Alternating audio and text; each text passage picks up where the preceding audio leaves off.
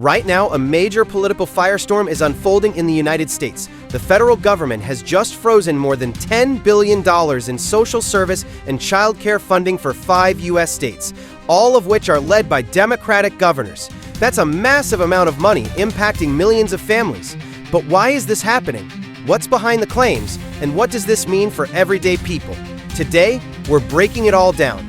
Let's get into it. At the start of January 2026, the U.S. Department of Health and Human Services, or HHS, announced that it is freezing more than $10 billion in federal social service funding to 5 states: California, Colorado, Illinois, Minnesota, and New York.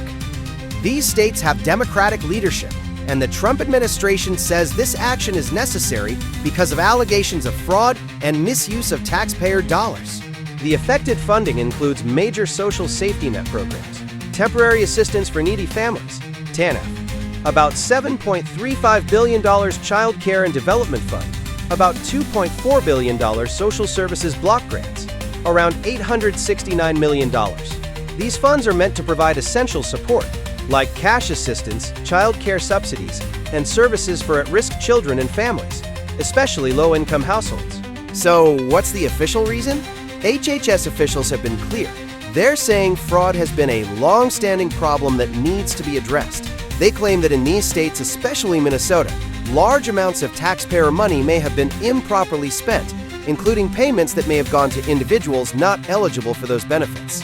In statements, HHS representatives have explained that states must now provide extra verification, such as detailed documentation about how funds are being used before the money will flow again. From the administration's perspective, this is about stopping fraud and waste. But critics say the move is far more political than it is about accountability. In some cases, the fight over funding has concrete roots. Minnesota, for example, has been under scrutiny for years over fraud allegations tied to federal aid programs, especially involving child care and nutrition funds. However, in many of the other states, like California, Colorado, Illinois, and New York, no evidence of widespread fraud has been publicly presented. In fact, state officials in those places have pointed out that they have not even received formal notices or reports detailing any claims of misuse. Predictably, Democratic leaders have condemned the move, calling it political retribution rather than a legitimate fraud crackdown. Statements from governors. New York Governor Kathy Hochul said, "Our kids should not be political pawns." Illinois Governor J.B. Pritzker called the decision cruel and vindictive. California officials strongly disputed the fraud allegations and questioned the timing of the funding freeze. These leaders argue that federal funds already approved by Congress are being weaponized to score political points, and that cutting money for child care and poor families will harm vulnerable communities. Politically, this move lands at a volatile moment. This isn't the first time the administration has clashed with states over funding. In recent years, federal authorities have paused or cut funds for various federally supported projects, from infrastructure to disaster preparedness, often disproportionately affecting states led by the opposing political party. Political experts say this latest action could energize debates about federal power, states' rights, and the role of government in supporting social safety nets. But beyond politics, this is real money, and it affects real people. Child care subsidies help working parents afford quality care so they can go to work or school. TANF assistance provides essential cash support for families struggling to buy basic necessities.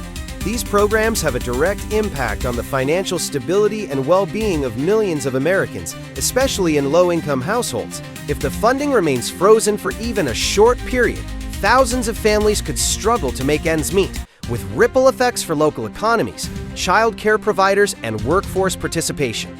What happens next? Lawmakers and state officials are expected to respond with legal challenges. Democratic-led states have a long record of taking federal actions to court, and this situation appears likely to follow that pattern. Meanwhile, some advocacy groups, including child welfare and social service organizations, are preparing to lobby Congress to reverse or override the freeze. There may also be additional transparency demands calling on the administration to show evidence supporting its allegations of fraud in all the states targeted. This funding freeze has sparked a wider debate about how the U.S. safety net works and how federal dollars are monitored. Some argue that stricter oversight is necessary to ensure that federal funding actually reaches the people it was intended to help, while others warn that aggressive cuts risk undoing decades of policy designed to support families and children in need.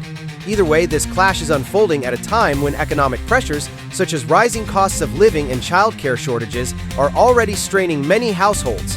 To recap, the Trump administration has frozen more than $10 billion in social service and childcare funding to 5 U.S. states over alleged fraud concerns. But the targeted states call the move politically motivated and harmful to vulnerable families. The battle over this funding is just beginning, and it could have major consequences for millions of Americans. What do you think? Comment below. Should the federal government cut funding over fraud concerns, or is this a political attack on opposing states? Don't forget to like, subscribe, and hit the bell for more updates on this developing story.